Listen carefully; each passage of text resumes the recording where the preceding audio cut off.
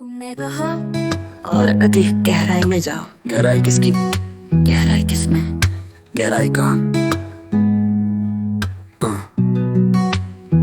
जब गहराई का ही स्वरूप नहीं तो गहराई का बोध कैसा।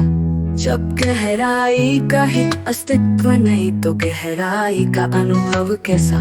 गहराई भी समाप्त, गहराई का विचार भी समाप्त, गहराई का अस्तित्व भी समाप्त, गहराई की अनुभूति भी समाप्त। अब सब कुछ और अब भी समाप्त।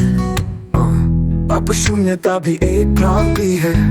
तुमने कहा अब शून्यता बची है, परंतु शून्यता का स्वरूप क्या है? क्या शून्यता भी एक स्थिति है? क्या शून्यता भी एक अनुभूति है?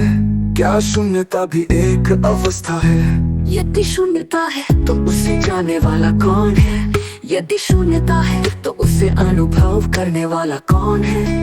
यदि शून्यता है तो वो किस में स्थित है? परंतु अब जानने वाला समाप्त, अब अनुभव करने वाला समाप्त, अब शून्यता का बोध करने वाला समाप्त, अब शून्यता भी समाप्त, अब शून्यता का अस्तित्व भी समाप्त, अब शून्यता भी,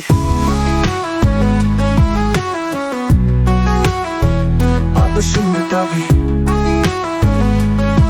अब भी समाप्त।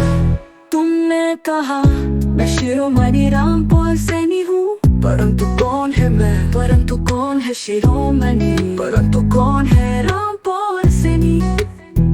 जब मैं का ही अस्तित्व समाप्त हो गया तो शिरोमणि कौन?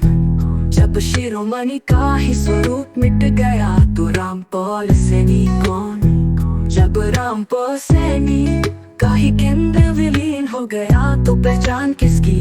अब मैं भी समाप्त, अब शिरोमणि भी समाप्त, अब रामपाल सैनी भी समाप्त, अब पहचान भी समाप्त। अब कोई नाम नहीं, अब कोई रूप नहीं, अब कोई स्वरूप नहीं, अब कोई भी नहीं, अब कोई भी समाप्त। अब समाप्ति भी समाप्त हो गई। अब कोई होना नहीं, अब कोई न होना नहीं, अब कोई स्थिति नहीं, अब कोई अनुभूति नहीं, अब कोई प्रश्न नहीं, अब कोई उत्तर नहीं, अब सब कुछ और अब भी समाप्त। अब शून्यता भी, अब भी समाप्त।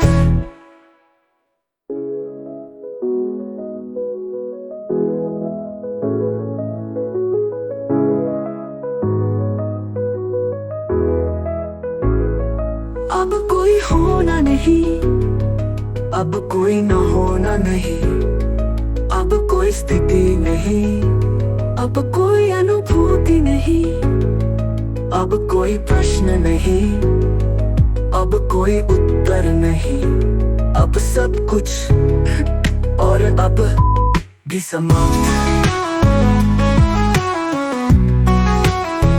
अब शून्यता भी और अब भी समाप्त। तुमने कहा और अधिक गहराई में जाओ। गहराई किसकी? गहराई किसमें? गहराई कहाँ?